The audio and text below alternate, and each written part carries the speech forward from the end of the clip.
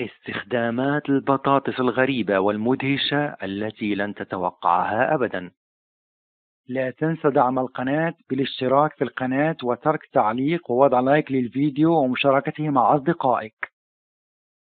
تعد البطاطا من أكثر الخضروات المفضلة عند الناس، وهي تصنف مع القمح والأرز باعتبارها واحدة من المحاصيل الأساسية الأكثر استهلاكا في جميع أنحاء العالم. بعيدا عن الأكل والمطبخ، البطاطس لها العديد من الاستخدامات الأخرى، مثل استخدام نشا البطاطس في صناعة النسيج والخشب والورق والأدوية. وفي المنزل يمكن أن يكون للبطاطس استخدامات عملية مثيرة للاهتمام قد تفاجئكم. تعالوا نتعرف معا على بعضها. تخفيف الألم. لعمل كمارة ساخنة، تطهى البطاطا في ماء ثم توضع في قطعة قماش نظيفة، وتستخدم ككمارة على وجع العضلات أو مناطق الألم. يمكن كذلك وضع البطاطا المسلوقة ما لا يقل عن ساعة واحدة في الثلاجة، ثم عند الحاجة تلف البطاطس المثلجة في قطعة قماش نظيفة وتستخدم ككمادات. تخفيف انتفاخ العيون والهالات السوداء. يحتوي النشا في البطاطا على خصائص مضادة للالتهابات التي تساعد على الحد من الانتفاخ تحت العين. قشري حبة بطاطا كبيرة وقطعيها إلى شرائح. اتركي الشرائح في الثلاجة لمدة 30 دقيقة، ثم استلقي على ظهرك وضعي شرائح البطاطا الباردة على عينيك لمدة 10 دقائق. إذا لزم الأمر كرري العملية حتى يذهب الانتفاخ. البطاطا تساعد كذلك على إزالة البقع الداكنة تحت العيون. امتصاص الملح الزائد في الطعام.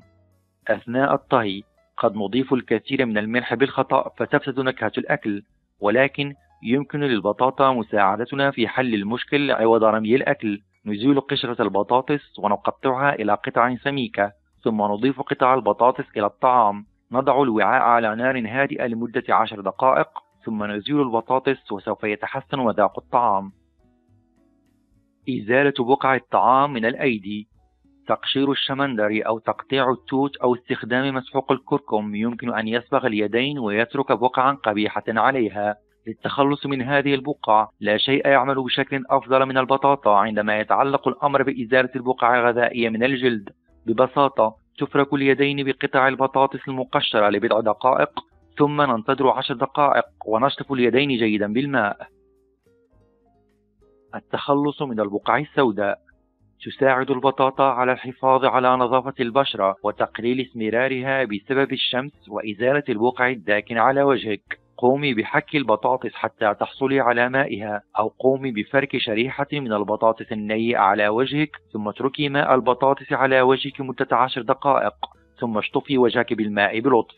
يستعمل يوميا للتخلص من أي بقع داكنة على وجهك. يمكن عمل قناع للوجه من خلال طحن حبتي بطاطا في الخلاط، ثم إضافة القليل من عصير الليمون وملعقة صغيرة من مسحوق الكركم. يوضع المزيج على وجهك كقناع لمدة 15 دقيقة، ثم يغسل. استخدمي هذا القناع على وجهك مرة واحدة في الأسبوع. تلميع الأحذية الجلدية. ماء البطاطا يمكن أن يساعد في جعل الأحذية تبدو لامعة، ويمكن استعارة لمعان الأحذية القديمة. تقطع حبة بطاطا إلى النصف ويستخدم لفرك حذاء الجلد القديم. يترك مدة 5 دقائق، ثم يمسح باستخدام منشفة من الورق، وأخيرا يمسح بقطعة قماش أو فرشاة لتلميعه. إزالة البقع من الفضيات. ليس هناك حاجة لشراء منتجات تلميع مكلفة للحفاظ على الفضيات لامعة. البطاطا العادية فعالة وتكفي. محتوى النشا في البطاطا يساعد في إزالة البقع القبيحة التي تشوه الفضيات.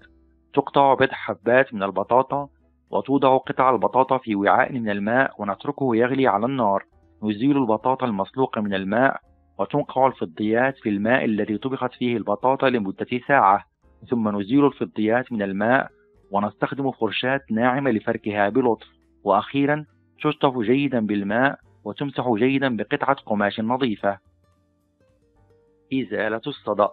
تستطيع البطاطا إزالة الصدأ الخفيف من الأواني القديمة وأدوات الحدائق والعناصر المعدنية الأخرى. حمض الأكساليك في البطاطا يذيب الصدأ ويزيله من على سطح المعدن ويعيد له بريقه السابق. تقطع البطاطا إلى قطع سميكة ويرش بعض الملح عليها. يفرك على الصدأ ثم يشطف بالماء ويجفف جيدا بعد ذلك. نستودعكم الله ونلقاكم في الفيديو القادم إن شاء الله. تابعوا وصفاتنا الأخرى المجربة.